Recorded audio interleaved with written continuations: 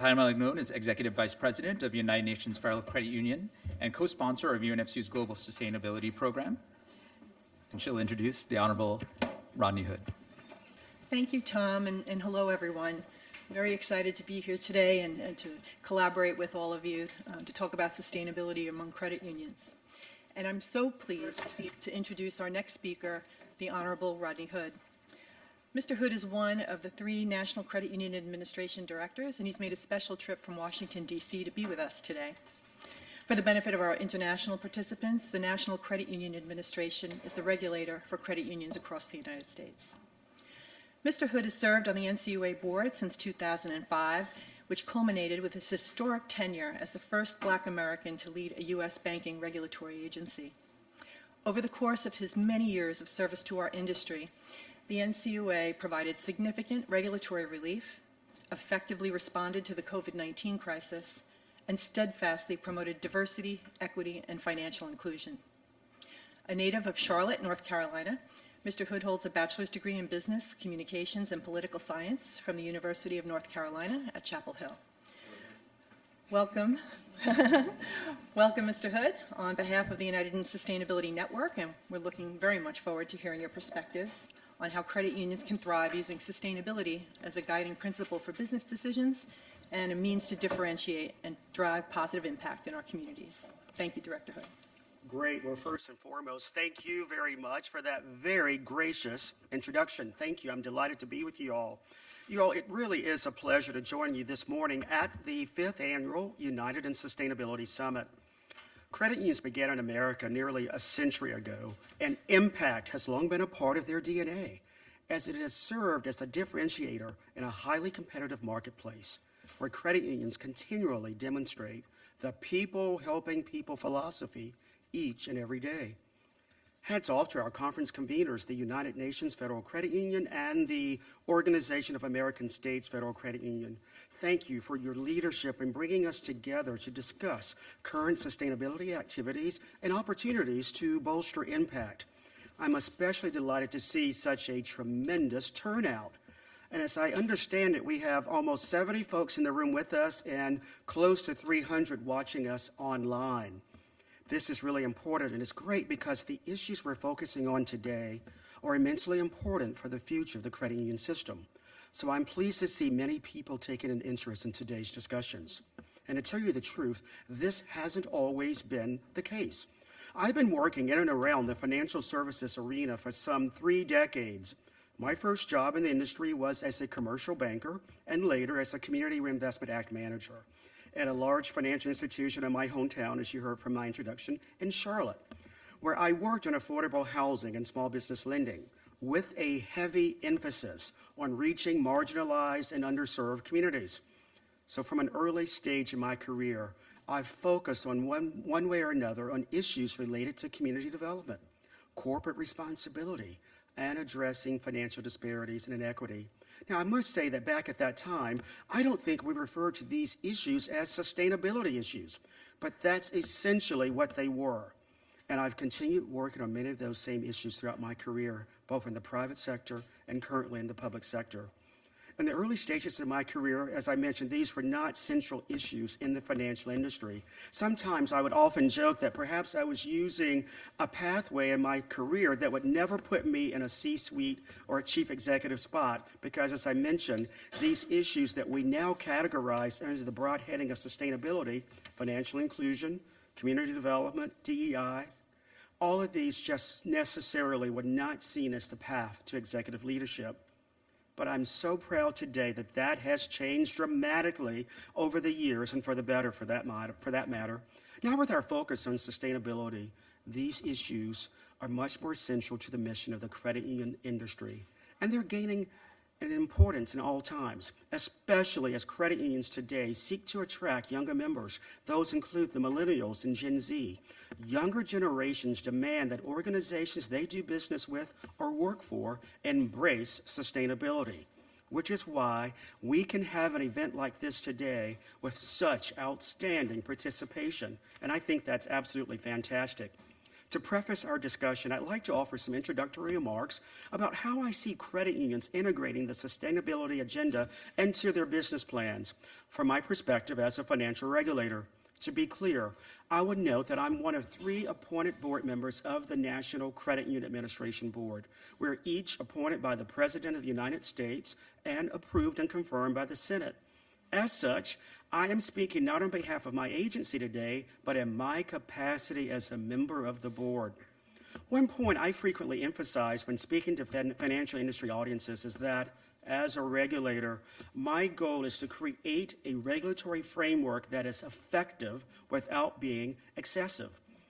I like to think that the regulated entities that I'm working with, and that would be the credit unions in the United States, that we're either providing them with a federal charter or we're providing them with federal insurance. I want to at all times give them, ladies and gentlemen, the flexibility they need to experiment and innovate in the ways that allow them to best serve their member owners. That's especially important with credit unions because it's such a large and diverse industry.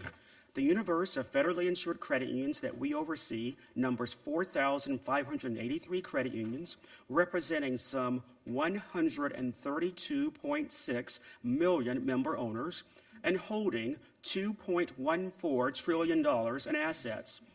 But within the industry, we see tremendous diversity in terms of size and scope. The largest federal credit union in the United States today is what we would call Navy Federal Credit Union. It boasts over 12 million members and has 365 branches, and 26 of those are overseas. At the same time, we see many small credit unions as well. In fact, we have some credit unions that have $200,000 in assets that operate in the basement of a church, and it's only open a few hours a week. I'm very proud, you all, of that. Just last week, we at NCUA approved a new credit union that's going to be opening about 10 miles from where we're sitting today. It is going to be a new credit union that's going to work near the Wall Street community, but it's going to be designated for low to moderate income communities. So we are creating new charters as well. And because of the size, as I mentioned, the multi-billion-dollar credit union or the new one we just created, as a regulator, I want you to know that I always keep the sheer breadth of that spectrum in mind because smaller credit unions are going to have different needs and capabilities than the largest institutions. In fact, earlier this year, we had an issue that arose when the NCUA was preparing our new strategic plan, which included some language about climate risk. And it happened that some of the smaller agricultural credit unions took issue with that language because they were concerned about how it would affect their members, their operations, and their ability to provide affordable capital to the farmers that were within their field of membership. Ultimately, we ended up removing that language, and I think everyone was satisfied. But for me, it was certainly a reminder of the need to step carefully on these issues and to think of the unforeseen effects and unintended consequences that our decisions as policymakers might have. The comments gave us a lot of useful feedback, and they were a reminder that when we're talking about sustainability, we have to consider the impact on smaller institutions. So when people sometimes ask me, what am I doing at NCUA to craft rules that will support a commitment to sustainability? My response is that I don't seek to impose any one-size-fits-all solution. I want credit unions of different sizes and different risk profiles to be able to choose the approach that works best for their member owners, their communities, and their business models. At the NCUA, however, we encourage credit unions to focus on sustainability issues, and one way we do that is by modeling that commitment in our very own strategy. Let's take, for example, diversity, equity, and inclusion initiatives. When serving as the chairman of the NCUA board from 2019 to 2021, DEI was the top priority for me, and it remains one. In fact, one of my proudest achievements was the launch of our first ever NCUA DEI Summit in 2020, which I am pleased to say has become an annual event. In fact, many of the participants here today were at that conference that we just hosted, and many of you joined us virtually.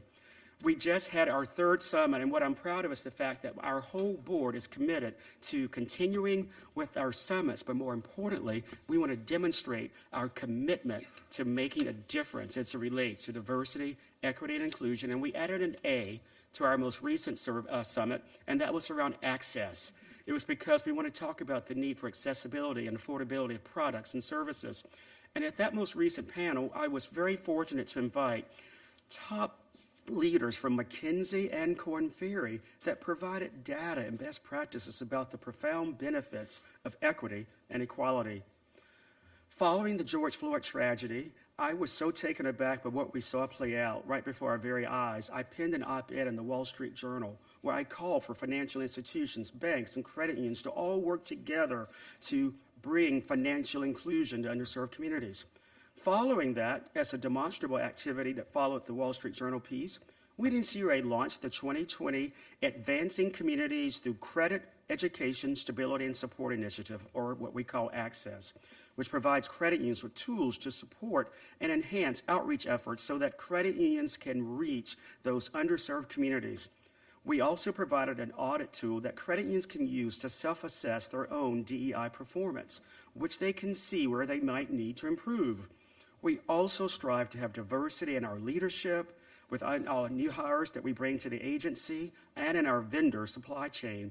I'm very proud of the fact that our diverse minority spend now exceeds 38%. That's one of the highest in the U.S. federal government. I also am very pleased to work with my fellow board members in creating a new Office of Innovation and Access. I believe that fintech is integral to the lifeblood of the credit union system. We are going to be using fintech tools to help spur greater innovation in underserved, marginalized communities. We as a board are now interviewing our new fintech director, and I hope soon that when you convene the 6th annual Sustainability Summit, you'll be able to hear from our fintech director who will be working diligently to bring more people into the economic mainstream. One thing I would note about all of our sustainability initiatives is that they are completely voluntary. I'm happy to see credit unions really commit to DEI priorities, but I'm not looking to dictate to them how they go about implementing their plans. I like the same approach when it comes to ESG priorities, which is another area where we're seeing a lot of creativity and innovative thinking in the credit union lending space. For example, some smaller credit unions are experimenting with loan programs to help their members to install solar panels and energy-efficient upgrades in their homes and businesses. We have minority depository credit unions that are exploring innovative lending models to provide smaller entrepreneurs with loans and capital they need to fully have financial inclusion. We also have credit unions that are embracing clean energy investments and looking for ways to decarbonize their investment loan portfolios. I'm very also proud of the fact that our sponsors who are with us today, who are hosting this event, I'd like to acknowledge the work that the United Nations Federal Credit Union is doing, as they have been climate neutral for 6 years now. The other co-sponsor is the Organization of American States Federal Credit Union, and how they have recently launched a lending initiative focused on green energy, focused on lending and investments, all to support a green economy. These are all promising experiments, and I'm delighted to see credit unions examining ESG priorities and ferreting out opportunities on how best to make them work for their members and their local communities. But I'll also emphasize that when we talk about ESG investment, we're talking about an area that is still relatively new and untested. And as a result of that, I want you to know that it is not my job to give you rules and regulations regarding this energy, this effort. I want you to know that I see it as a promising area, and I believe that allowing the industry to move at its own speed will allow for a more considered and constructive approach. So I encourage credit union leaders to pay close attention to what others are doing, to see what's working and to determine if there's a way to incorporate these strategies into your own business plans. I encourage all of you to avail yourselves of the vast array of sustainability information tools that are available. Ongoing education at events such as this is essential in this ever-evolving space. Some of the resources include the following: the United in Sustainability Network, the Inclusive Center for Resilience and Clean Energy, which is one of the credit union trade groups that's actually located here in New York, the United Nations Global Impact Group, the Filene Research Institute Center for Community Social Impact, the Sustainable Accounting Standards Board, the United Nations Principles for Responsible Banking, and the United Nations Sustainable Development Goals, which got on my agenda as my as I was an active member of the World Economic Forum. So I was very delighted to follow the 17 SDGs from their inception and to find opportunities to bring some of those activities into the work that I do as a financial regulator, notably when we look at affordable housing, financial inclusion, and good corporate governance. I mentioned you all earlier that I was once a Community Reinvestment Act officer for a bank where I oversaw compliance with the Community Reinvestment Act. For those of you who aren't familiar with this, who perhaps may be sitting in other parts of the world, this is an act that makes sure that banks are investing in their communities. It is an actual rule that they have to make loans. They also have to do volunteer hours for things such as financial literacy, things such as financial capability, and they also have to make investments through their foundation. You all, that is a rulemaking that came into existence nearly 50 years ago. But I am proud of the fact that credit unions do not need a government regulation to get them to do the right thing. I don't have to stand before our credit unions to tell them to lend in underserved communities. Would you go out and do the things that are going to help bridge the digital divide, that are going to bridge some of the other ESG issues? So because we don't need government regulation or government fiat for credit unions to do the right thing, I think that that approach can work in this space as well regarding ESG. Now, I'm not suggesting that regulators should be passive on these issues. That's simply not the case. But the strength of the corporate finance model has always been that it is a bottom-up model. And I believe that when it comes to sustainability, the most effective and enduring ideas and solutions are likely to come from the grassroots, not from the top down.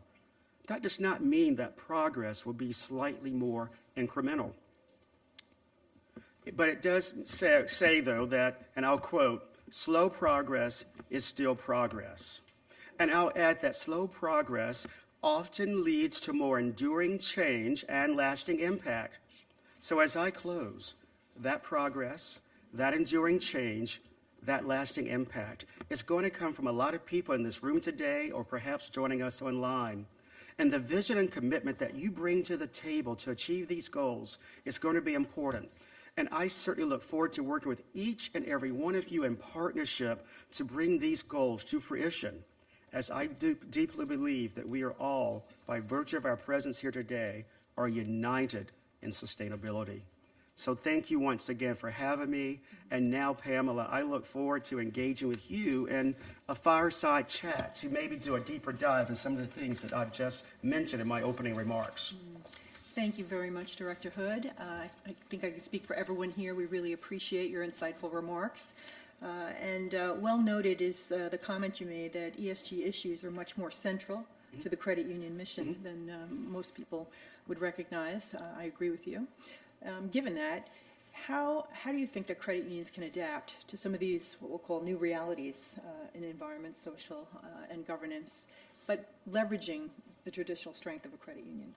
Well, I think they can adapt by showing the resilient spirit that they've always shown. As I mentioned in my opening comments, credit unions have always led by impact. That has always been the way they've been able to differentiate themselves from the other competitors in today's marketplace. And what am I going with that, Pamela? I'm going with the fact that 42% of individuals who have credit union accounts are satisfied with that relationship. That's almost double the statistic that we see with other financial services providers. And I think that we're going to see that total, 42%, perhaps grow even more as we bring in the millennials and the Gen Z populations into the credit union system.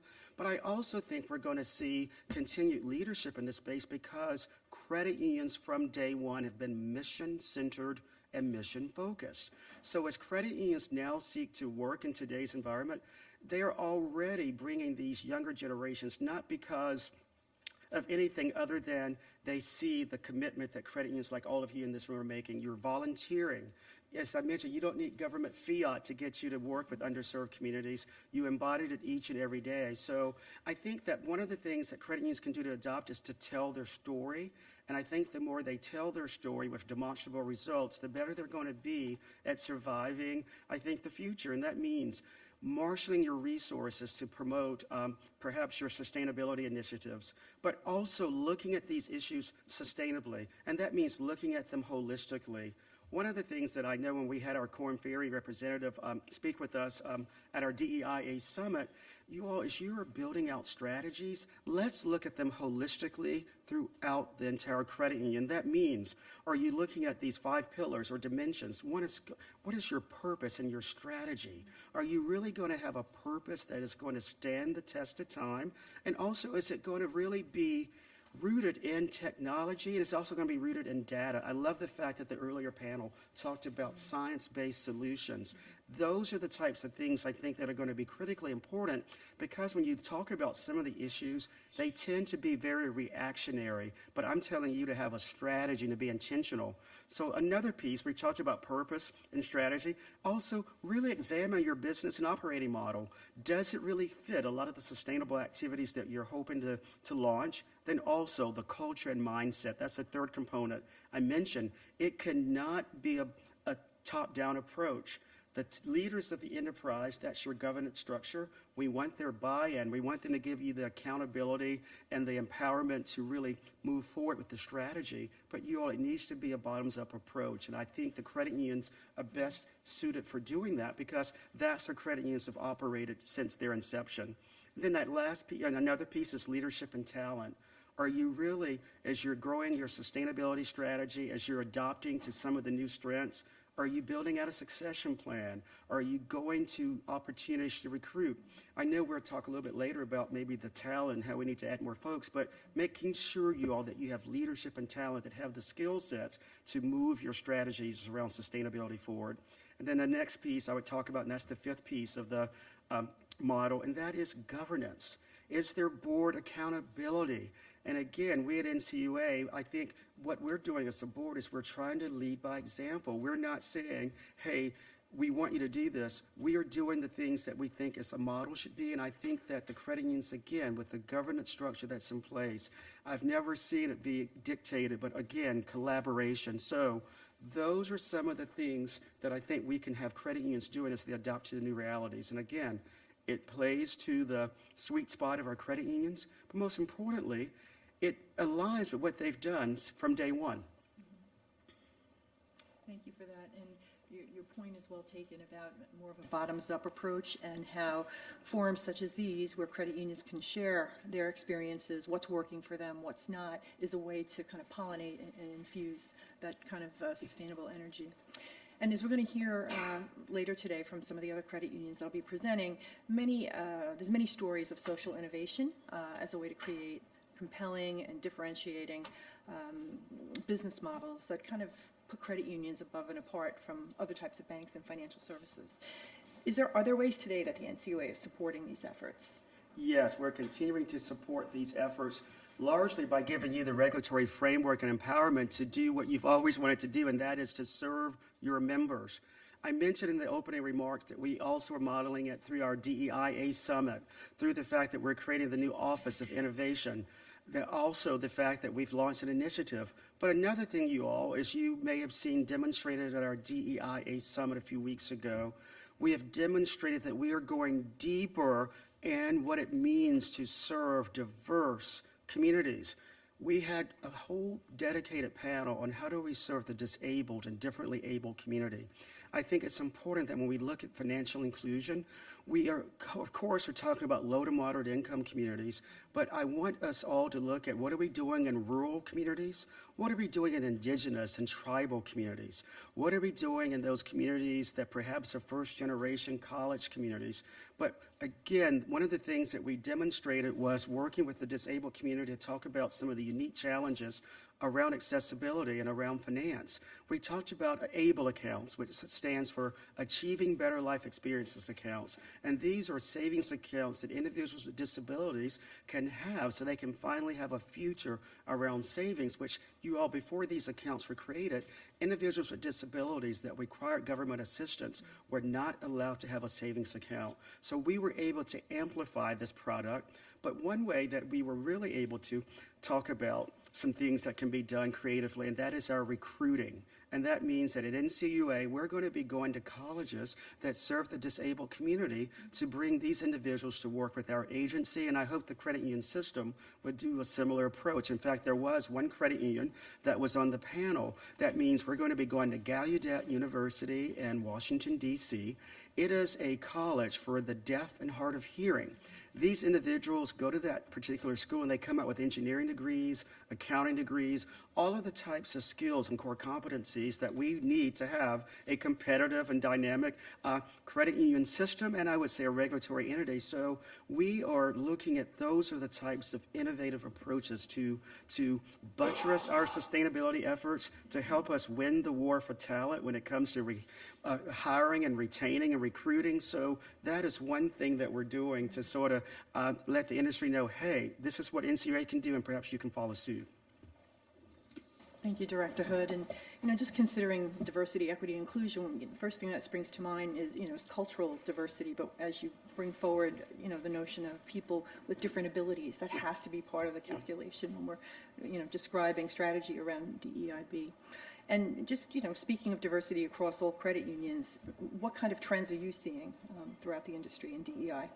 You know what, one of the trends that I'm seeing, and I really saw this play out firsthand a few weeks ago, the number of credit unions that now have chief diversity officers, the number of credit unions that have dedicated teams that are looking at diversity, sustainability, they're looking at the governance issues. And as I mentioned, in my early days in my career, these were the types of issues that would never get you a C in front of your name. There would be no chief diversity officer, chief engagement officer, chief sustainability officer. So the fact that I see a number of folks who are taking those roles within the credit unions, I think that shows that credit unions are evolving.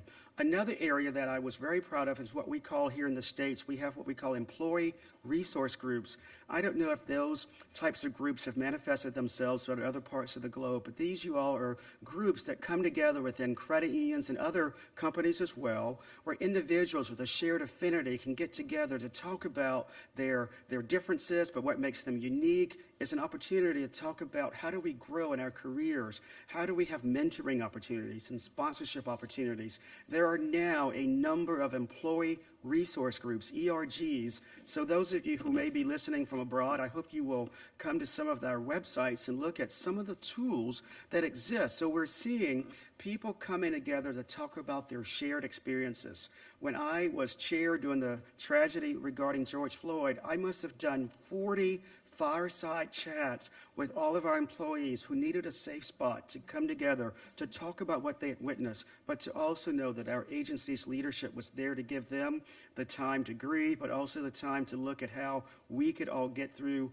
this horrible activity together. And again, the resource groups provided an opportunity for, again, information to be shared in a format where people felt comfortable sharing what was on their mind. So employee resource groups have become a vibrant part of our, I would say, our HR strategy. So if you have not created an employee resource group, please, I encourage you to do so. And you all, these can be for your military. They can be for folks by race, ethnicity. We have one group, as I mentioned, disabled. That particular employee resource group is called Empower. So, Pam, I'm delighted to see the growth and the proliferation of ERGs coupled with the new jobs that are being created to have a laser-like focus on diversity. And I would just close that, yes, I applaud those organizations that have the chief diversity officer, chief sustainability officer, but I want you all to know that just having that one person doesn't mean that that whole holistic approach rests with them. I look at them as the coach. I look at them as maybe the quarterback. But the thing is, everyone has a shared responsibility around sustainability. So I don't want you to think that your responsibility stops if your organization has a CDO. No, it just means that that person is there to help guide and shepherd a lot of your activities. if I can just share, at United Nations Federal Credit Union, we call them business resource groups. Over 200 of our staff belong to these groups, and I have to tell you, they have contributed so positively to the company culture to help sensitize, educate, and in turn, we're seeing people that are, want to make an impact in a big way at the credit union, and we're able to work with them and collaborate with them. So one thing, if you walk away, I agree with you 100%. Employee resource groups are just an incredible positive change agent for the organization. Thinking before, you were just talking about slow and enduring change in terms of kind of the industry moving to a more sustainable business model. Is there ways that NCUA can help credit unions share and scale data and tools that might continue to keep that cadence moving? Yes, one of the things that we're doing to try to provide data is through our Diversity, Equity, and Inclusion Survey. We at NCUA, we send a survey out every year to our regulated entities because we want to know where are we now, and we need to get the data. You all, by the way, it has nothing at all to do with your regulation, your rating, when we're looking at your safety and soundness. This is an effort, you all, so that we can measure where's that stake in the ground now, where are we when it comes to minority diversity on our boards, where are we now when it comes to our supplier spend. So I want our credit unions who are joining us today, when you see the survey, please complete the survey so that data can help us determine how do we best marshal our resources. Maybe we need to do things differently when it comes to our outreach. Maybe with that new Office of Innovation, those are things that we're hoping that we can provide you with the data. I also mentioned a lot of the speakers that we had at our DEIA Summit last week or 2 weeks ago. Please, if you go to our archives, you will see some of the data that was shared by Korn Ferry and McKinsey and Connected Nation, one of the panelists that was on my event that talked about rural America. So your data really needs to be used to drive your strategies, because if we don't have data, I find that specifically in the sustainability space, it's such an emotional topic that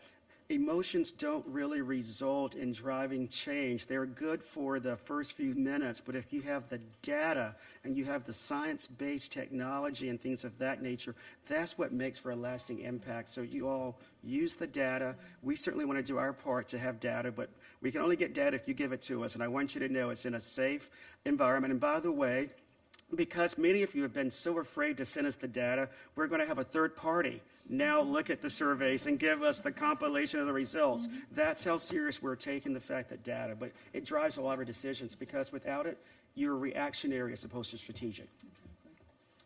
You were speaking before about NCUA rulemaking, and sometimes there's unintended consequences. And when we're thinking about sustainability, there are small credit unions, large credit unions. The smaller credit unions, however, typically serving the most vulnerable local communities, and they don't have the resources that a larger credit union might have.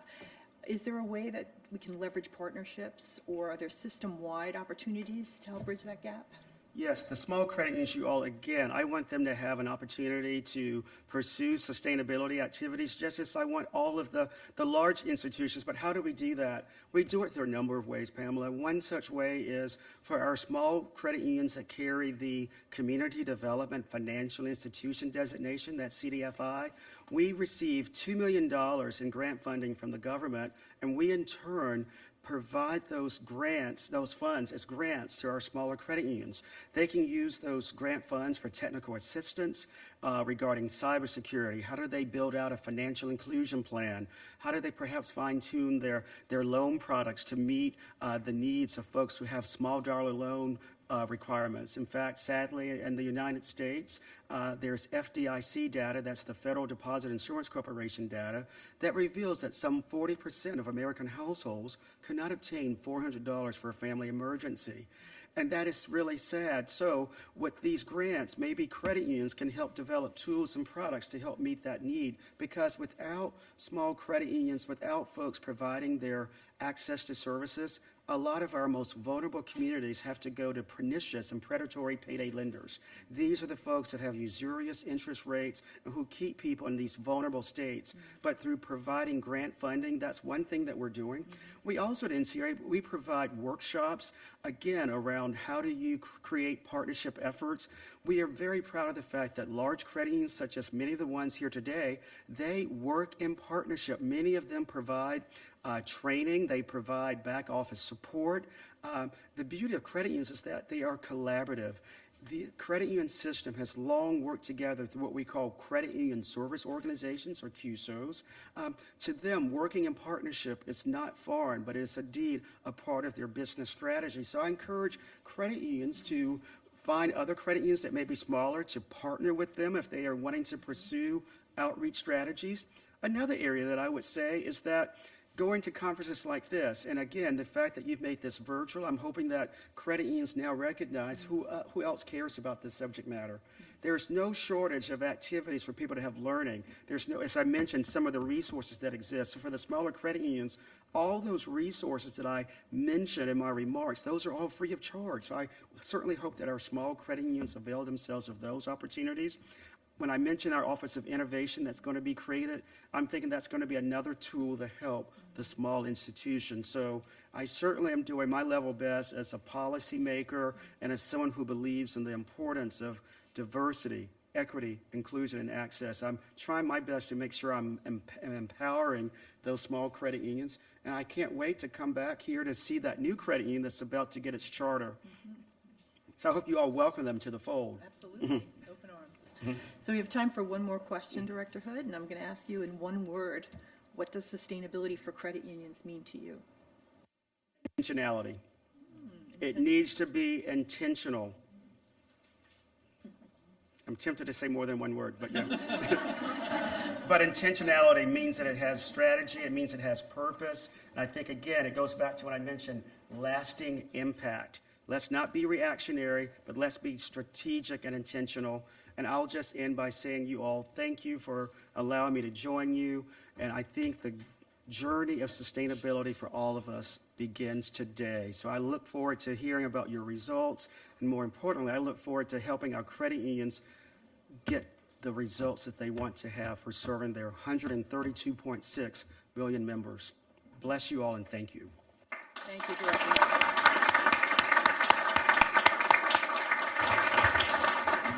Thank you, Honorable Rodney, Mr. Rodney.